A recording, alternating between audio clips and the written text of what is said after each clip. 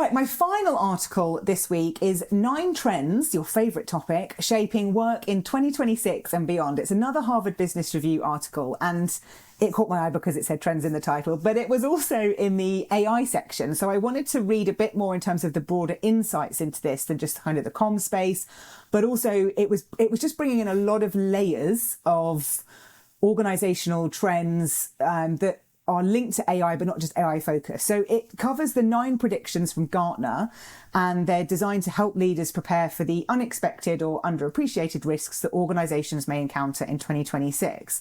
So the 9 are, number 1 is AI layoffs outpace AI productivity gains. Culture dissonance holds organizations back from performance goals. AI takes a toll on employees' mental fitness. Number 4 is AI work slop becomes a top productivity drain. Forward-thinking employers restore humanity to the hiring process. Insider corporate espionage, that's number 6, risks increase. Tech to trades career paths blossom. Number 8 is process pros, not tech prodigies, unlock AI value. And number 9 is employees demand compensation for training their digital doppelgängers.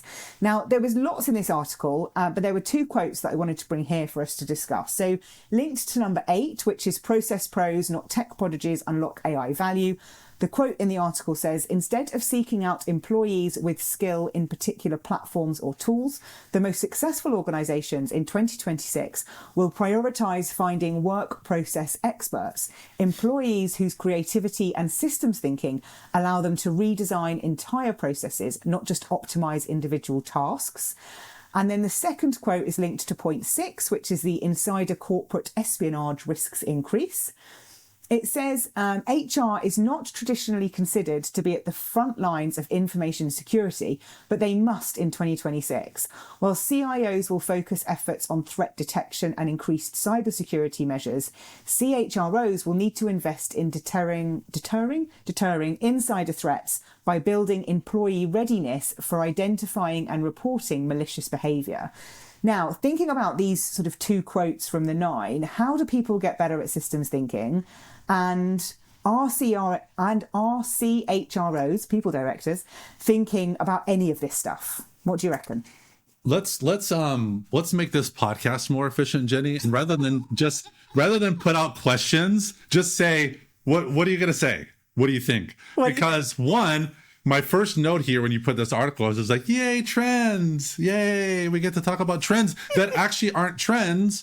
They're in fact predictions. So I think I'm going to start trend shaming out there of like things that actually aren't, because next week's episode, I'm putting something in about trends that are actually trends. They're not predictions. They're not wishes out there. So there, that being said, are CHROs thinking about this stuff? Probably, but I guess my wonder is, are they doing anything about it? Like, are they actually, are they just, is it just thoughts in the head, or are they doing something? I don't know that they are.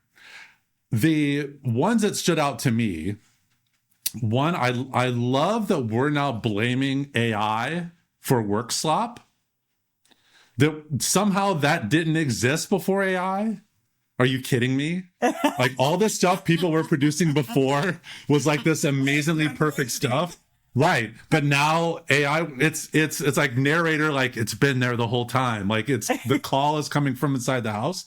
We're now just blaming AI for this. The other prediction, which I think is interesting that Gartner put on it, which is number 1, they're like AI layoffs outpace AI productivity gains. That's the fear mongering that's out there, because new data is showing the opposite, that the layoffs actually are right in line with any productivity gains, and the companies are going to realize, like, wait a minute, we're kind of doing this wrong. So again, I love a good prediction, so let's hold them as accountable instead of labeling it a trend. Okay. I can't wait till we get to the end of this year and we go back to all of these conversations we've had and test whether or not anything's come true. But I thought that the systems thinking is something that came up on my virtual internal comms roundtable, which was earlier this week. And this systems thinking piece, I think, is really something for anyone listening to take hold of in terms of an AI perspective. it's not about learning the tools because they'll move too quickly. It's about learning systems thinking. And I think that is something that we can all take away, learn, build on, all those things to help with this shift that's coming around technology. And I think that's something it's definitely something I'm going to be leaning into more and reading more about, because I'm a bit of a systems thinker, so it's natural in my brain, but I want to dig into that a little bit more. Right. Can I go back to yes, we go back to number 9. I want to go back to number 9 here. Employees demand compensation for training their digital doppelgangers.